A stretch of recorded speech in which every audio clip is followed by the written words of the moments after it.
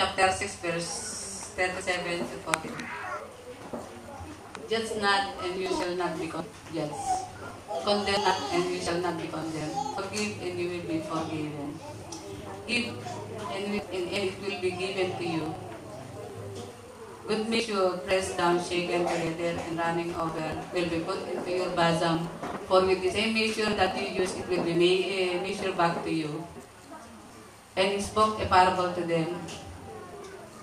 Can the blind lead the blind? Will they not both fall into the ditch? The disciple is not above his teacher, but everyone who is perfectly trained will be like his teacher. And why do you look at the speck of your brother, but do not perceive the planks in your own eyes?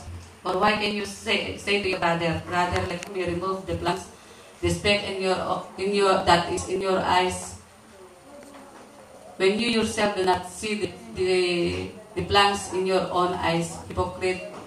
First, remove the speck in your own eyes, and then you will see clearly to remove the planks that is in your brother's eyes.